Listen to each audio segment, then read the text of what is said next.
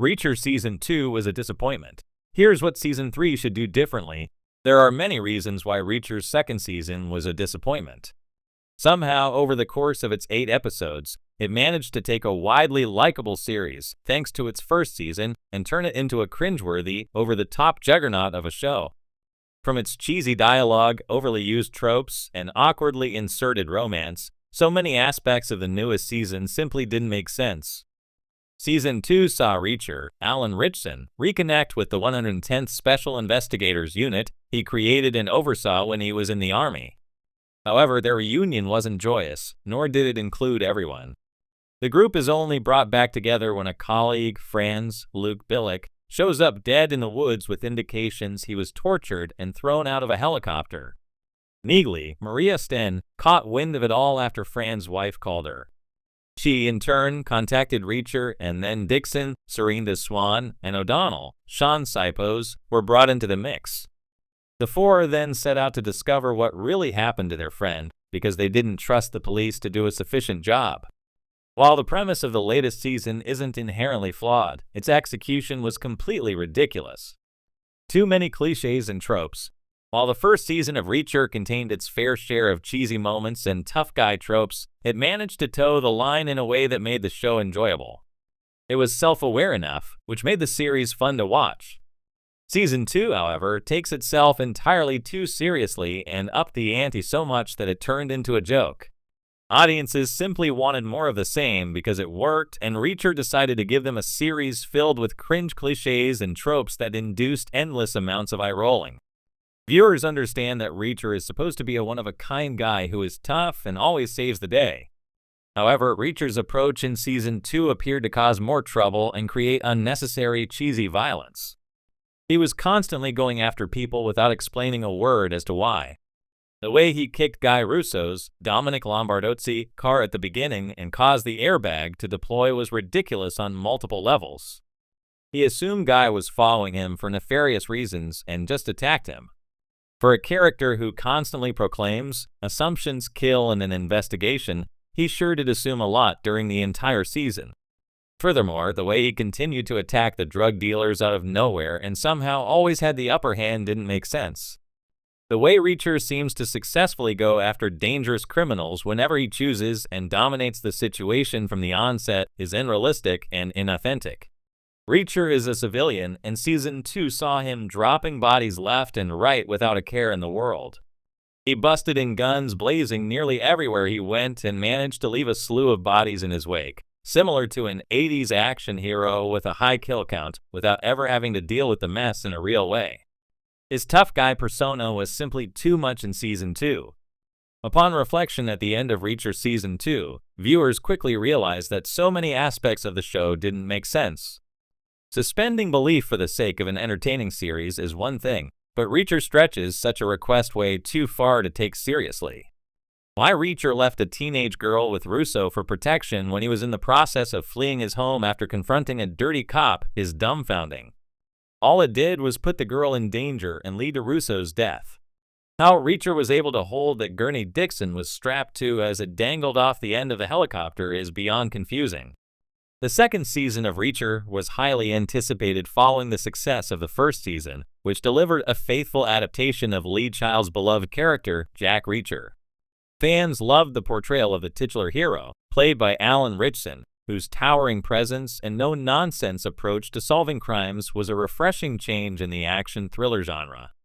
However, despite the excitement, Season 2 fell short of expectations in many ways.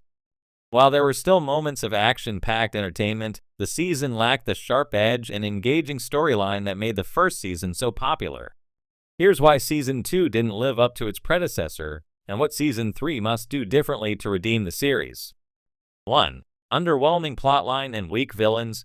One of the biggest letdowns of Season 2 was the underwhelming plot. In the first season, the story was tightly woven with suspense, mystery, and a formidable villain that kept viewers hooked. Reacher was thrown into a conspiracy that not only threatened his life, but revealed dark secrets about a small town. The second season, however, didn't have that same sense of urgency. The storyline felt more formulaic, predictable, and lacked the depth that fans had come to expect. The villains, in particular, were a major disappointment. While Season 1's antagonist had a menacing presence and posed a real threat to Reacher, Season 2's villains came off as generic and uninspired. They lacked the complexity and danger required to be formidable opponents to someone like Jack Reacher, which made the stakes feel low throughout the season. What Season 3 needs to do? The next season should focus on creating a more compelling and layered storyline.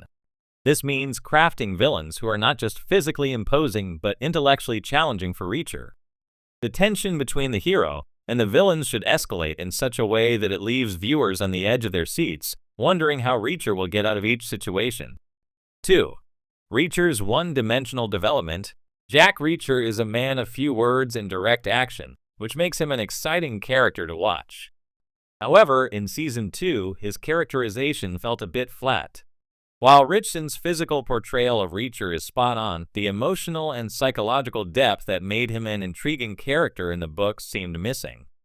There were moments when the show had the opportunity to explore more of Reacher's backstory or personal struggles, but these were left unaddressed, leaving Reacher to feel like more of a one-dimensional action hero. What Season 3 needs to do? Season 3 needs to delve deeper into who Jack Reacher is as a person. Give him moments of vulnerability that contrast with his tough exterior. Perhaps revisit his military past or explore how his isolated lifestyle affects him. Fans want to see a protagonist they can root for, not just because he can win a fight, but because they understand his motivations and the burdens he carries. This added depth would elevate the show beyond just action scenes and give it more emotional weight. 3. Lack of emotional connection and supporting characters. One of the more frustrating aspects of Season 2 was the lack of emotional connection between Reacher and the supporting characters. While Season 1 gave Reacher strong relationships with characters like Officer Roscoe Conklin and Chief Oscar Finley, Season 2's supporting cast felt underdeveloped and forgettable. There was little chemistry between Reacher and the new characters, which made it hard for the audience to invest in their fates. What Season 3 needs to do? The show needs to bring back well-rounded supporting characters that can match Reacher's intensity while offering new dynamics. Whether it's a potential ally, someone from Reacher's past, or even an adversary who earns his respect, the supporting characters need to feel fully realized and integral to the story. By strengthening these relationships, the show can build more emotional depth and give fans characters they care about beyond just Reacher. 4. Pacing issues and action fatigue. Season 2 suffered from pacing issues that led to moments of boredom between the action.